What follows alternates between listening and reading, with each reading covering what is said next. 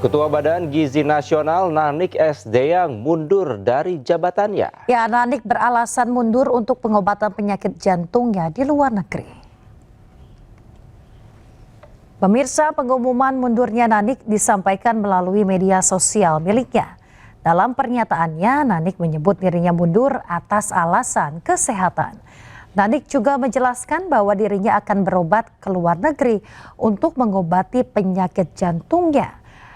Tak lupa, Nanik menyampaikan permintaan maaf kepada Presiden Republik Indonesia Prabowo Subianto. Mundurnya Nanik dibenarkan oleh Asisten Khusus Presiden Bidang Komunikasi dan Kebijakan Dirgayuza Setiawan. Nanik dilantik menjadi Kepala BGN pada 8 Juni 2026 menggantikan Dadan Hindayana yang terjerat kasus korupsi. Apa yang dilaporkan Bu? Lapor apa ya Bu? Efisiensi anggaran. Jadi efisiensinya kabar gembira. Apa Bu? Kapan Bu? Biar turun. Efisiensinya berapa Bu? Efisiensi. Mau lapor Pak Presiden efisiensi. Efisiensinya berapa Bu? Efisiensinya. Ya lapor dulu Presiden masa abu-abu kali. Oke Bu. Misalnya gini, anaknya orang-orang kaya, menerima manfaat ya Bu? Aku mau nyiapkan bahan nih. Jadi efisiensinya apa penerima manfaat? Iya. Begitu. Ya penerima manfaat. Sambil berjalan. Dapat lagi begitu Bu atau yang mampu? Maksudnya yang mampu, yang kaya. Yang kaya nanti tidak dapat lagi. Jadi penerimanya siapa saja Bu? Penerima manfaat ini. Jadi nanti misalnya ya sekolah-sekolah kaya.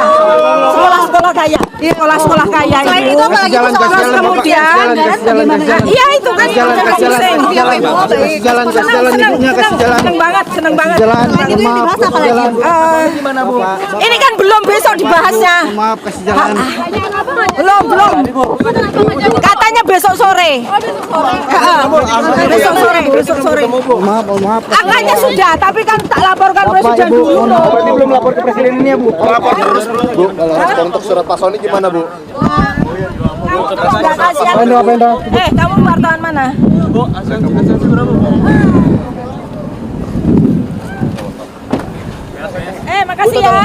Makasih ya. Terima kasih sampai ketemu besok sore. Kamu nggak libur bacaan. Yo, makasih ya. Makasih. Selanjutnya yang terakhir adalah untuk 3T. Ini kami akan mencoba mengurangi tidak menggunakan APBN. Gono yang dia juga akan melindungi saya ikut nanti menggarap dapur-dapur di 3T dan juga kawasan-kawasan yang belum teritorial yang belum terbangun. Itu ya teman-teman ya.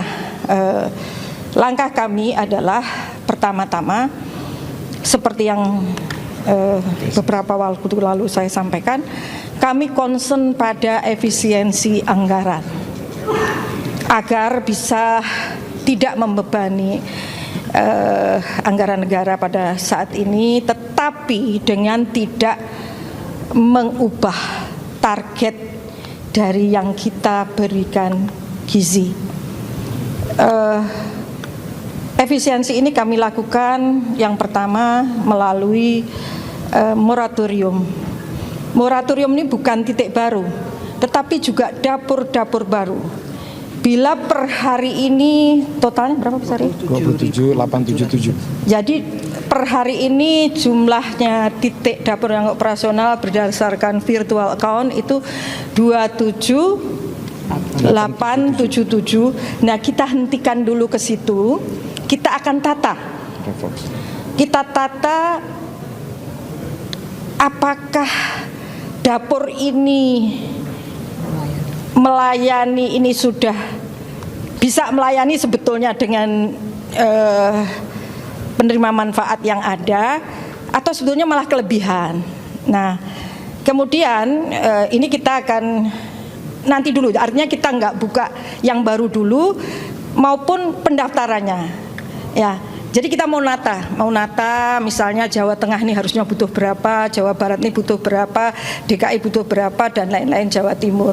Karena memang dari datanya Ibu Arumsari, dapur ini masih menumpuk di Jawa. Kemudian setelah kami menata, baru ya kami hitung apakah perlu kami membuka kembali atau tidak. Yang kedua, kami refocusing penerima manfaat. Refocusing ini maksudnya adalah apakah perlu, rasanya tidak perlu ya, kalau misalnya sekolah-sekolah kaya, kan ini pasti di rumah gizinya juga lebih bagus. Jadi kita lebih arahkan nanti benar-benar pada anak-anak atau penerima manfaat yang benar-benar membutuhkan intervensi gizi. Nah, ini kita akan refocusing sehingga apakah 63 juta yang sekarang ada ini benar tuh 63 juta ini butuh atau sebetulnya bisa dikurangi, kemudian nanti kita tambah yang belum memperoleh. Yang ketiga itu kita akan melakukan kontrol atau kualitas ya.